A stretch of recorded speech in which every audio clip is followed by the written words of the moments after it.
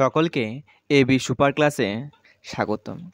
আজ আবার আমরা তোমাদের বাঁকুড়া ইউনিভার্সিটির অন্তর্গত second semester philosophy SSC paper নিয়ে কিন্তু চলে এসেছি, যেখানে তোমাদের আজ লং কোশ্চেন অর্থাৎ তোমাদের 2025-এ তোমাদের second semester philosophy SSC paper নিয়ে তোমাদের লং কোশ্চেন কোনগুলো দেখতে হচ্ছে সেগুলো নিয়ে কিন্তু আজকে আমি আলোচনা করব। ওকে, আর এর শর্ট কোশ্চেন অর্থাৎ 2 নম্বরের কোশ্চেনগুলো পরবর্তী ভিডিওতে আমি ছেড়ে দেবো। আজকে আমি শুধুমাত্র লং কোশ্চেন নিয়ে আলোচনা করব। ওকে, তাহলে দেখো, এখান থেকে তোমাদের second semester philosophy SSC paper নিয়ে তোমাদের এসএসসি পেপার থেকে যে সমস্ত 4টা টপিক আসবে, সেই 4টা টপিক কী না, moral values of life, human and animal, আর environmental ethics, deep ecology, shallow ecology and feminism.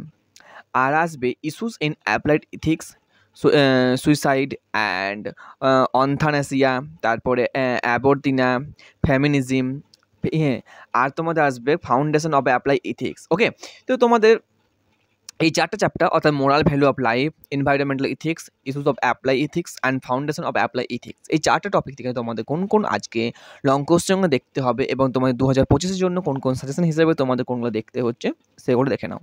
এটা শুধুমাত্র বাঁকুড়া ইউনিভার্সিটির অন্তর্গত যে সমস্ত কলেজগুলো রয়েছে, হ্যাঁ, যে সেকেন্ড সেমিস্টার ফিলোসফি মেজর থেকে তোমাদের এসএসসি পেপার, সেইখান থেকে তোমরা কিন্তু এই লং কোশ্চেনগুলো দেখে রাখতে পারো।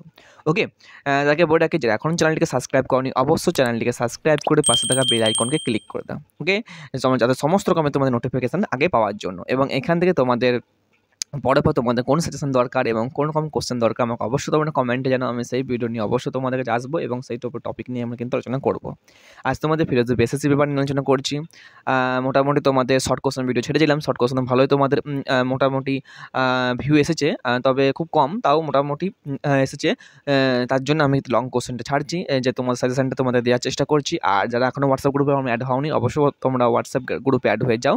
হ্যাঁ, কারণ এর অ্যান্সারগুলো তোমাদের দরকার হয়ে থাকে আমাকে হোয়াটসঅ্যাপ গ্রুপে জানাবে, আমি তোমাদেরকে কিন্তু এর অ্যান্সার দিয়ে দেবো। ওকে, তাহলে চলো, তোমাদের moral value of life and human and animal থেকে তোমাদের কোন কোশ্চেন দেখতে হচ্ছে সেগুলো প্রথমে দেখে নাও। এখান থেকে 5 এবং 10 নম্বর মিক্স আছে। ওকে, তোমাদের যে ফাইনাল সাজেশন যেটা হবে তোমাদের পরীক্ষার সময়, সেটাতে আমরা কিন্তু বলে দেবো যে কোনগুলো 5 নাম্বার জন্য দেখতে হবে আর কোনগুলো 10 নাম্বার জন্য দেখতে হবে। তবে তোমরা এই কোশ্চেনগুলো যেগুলো আমি দিয়েছি সেগুলো তোমরা 10 নাম্বারের জন্য দেখো, 10 নাম্বারের জন্য দেখে রাখো। সেখান থেকে তোমাদের 5 নাম্বার হলে আমি তোমরা সেখান থেকে অর্ধেক হাফ করবে, তোমরা কিন্তু করতে পারবে। ওকে, তাহলে দেখো, moral value of life and human and animal থেকে তোমাদের কোন কোশ্চেন দেখতে হচ্ছে। ফার্স্ট কোশ্চেন হলো, জীবনের নৈতিক মূল্যবোধের ধারণা ব্যাখ্যা করো এবং এটি কীভাবে মানব জীবনের মধ্যে শান্তি এবং সমৃদ্ধি আনে, সেটা দেখে রাখতে পারো। 2 নম্বর দেখতে পারো, মানব জাতির প্রতি আমাদের যে নৈতিক দায়িত্ব কী এবং আমরা কীভাবে এটি বাস্তব জীবনে প্রয়োগ করে থাকতে পারি, এটা দেখে রাখতে পারো। আর আপনি কিভাবে বিশ্বাস করেন যে মানবিক নৈতিক মূল্যবোধ সমাজে ন্যায় বিচার ও সহানুভূতির প্রতিষ্ঠা করতে সহায়ক হতে। প্রাণীদের প্রতি আমাদের যে নৈতিক দায়িত্ব কী হতে পারে এবং তাদের প্রতি যে শোষণ এবং নির্যাতন নিষিদ্ধ করার নৈতিক গুরুত্ব কী। সব জীবেরই সুরক্ষা আমাদের দায়িত্ব, এই বক্তব্যটি বিশ্লেষণ করো। এখান থেকে আমি কিন্তু ফাইনাল সাজেশান দিচ্ছি না, তোমরা জাস্ট এই সাজেশানগুলোকে তোমরা ধরে নাও একটা সাজেশান, যেখান থেকে তোমাদের এইখান থেকে আমি কিন্তু ফাইনাল সাজেশানটা দেবো।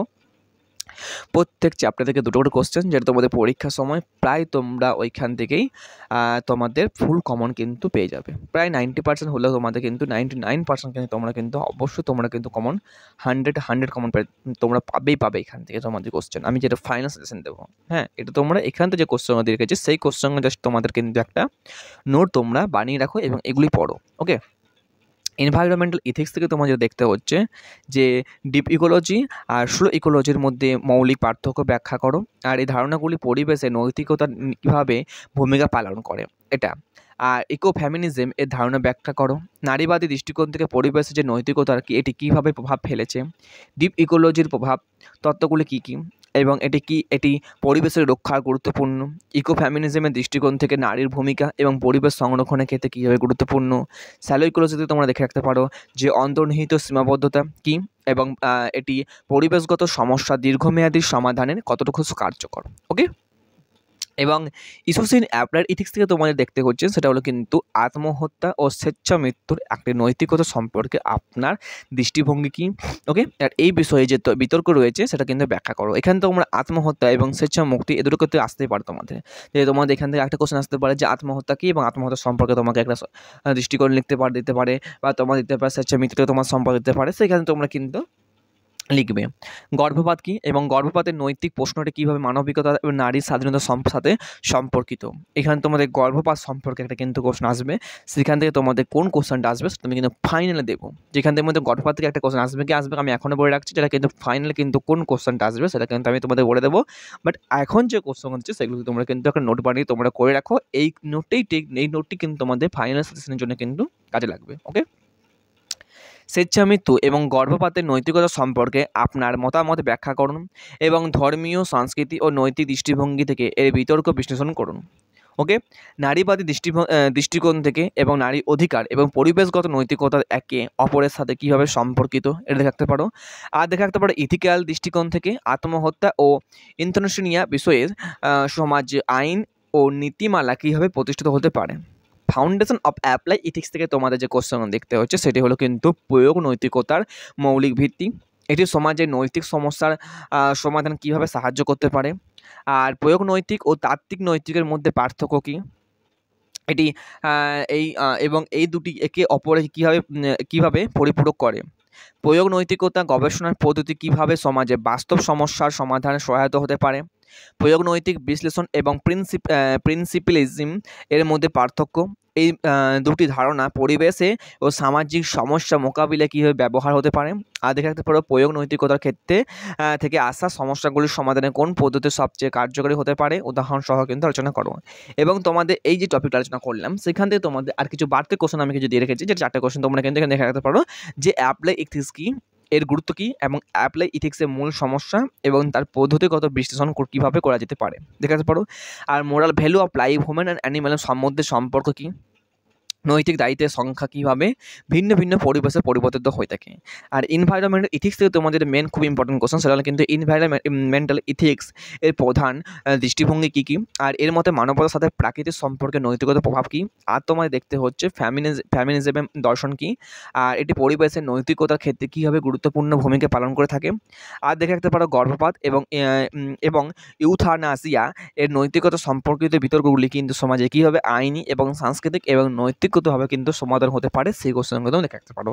তোমাদের টোটাল যে তোমাদের সিলেবাস বা টপিকটা আলোচনা করলাম, সেই সিলেবাস টপিক থেকে তোমাদের বেশ কয়েকটি কিন্তু যে ইম্পর্টেন্ট কোশ্চেন কিন্তু আলোচনা করে দিচ্ছি, যেগুলোর নোট তোমরা এখন থেকে তোমরা তৈরি করে রাখো। আশা করি তোমরা কিন্তু পরীক্ষার সময় খুবই এই নোটটা তোমাদের কাজে এসে যাবে। এবং ফাইনাল সেশন আমি পরীক্ষার কাছাকাছি দিয়ে দেবো, যে ফাইনাল সেশনটা তোমাদেরকে প্রায় তোমাদের নোটের সঙ্গে কিন্তু হুবহু মিলে যাবে এবং কোশ্চেন হয়তো আলাদা হতে পারে।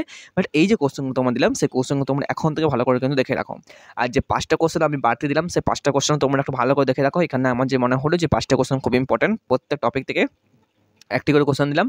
হ্যাঁ, তো এখানে তোমরা একটু ভালো করে দেখে রাখো। ওকে, তোমাদের এখানে যদি কোনোরকম কোনো কোশ্চেন থাকে আমাকে অবশ্যই তোমরা কমেন্টে জানাও, আমি সেই কমেন্টে দেখে পর তোমাদের অবশ্যই নিয়ে আসবো। তবে 4টা তোমাদের টপিক যেন বললাম, সেই 4টা টপিক তোমাদের কিন্তু সম্পূর্ণ সিলেবাসটা বা সম্পূর্ণ সিলেবাস থেকে তোমাদের কিন্তু যে ইম্পর্টেন্ট কোশ্চেনগুলো, সেই ইম্পর্টেন্ট কোশ্চেনগুলো কিন্তু আমি আলোচনা করে দিলাম।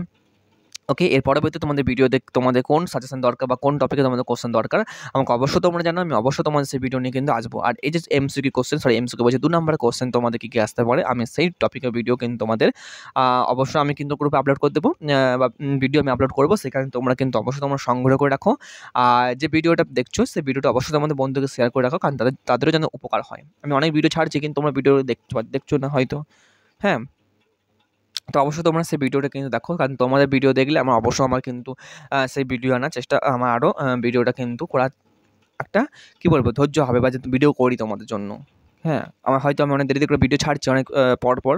হ্যাঁ, টাইম লাগছে, বাট তোমার জন্য কিন্তু সেই ভিডিওটা কিন্তু অবশ্যই আমি কিন্তু নিয়ে আসবো, যদি তোমরা কিন্তু আমার সঙ্গে থাকো। ওকে, তার আজকে এইটুকুই।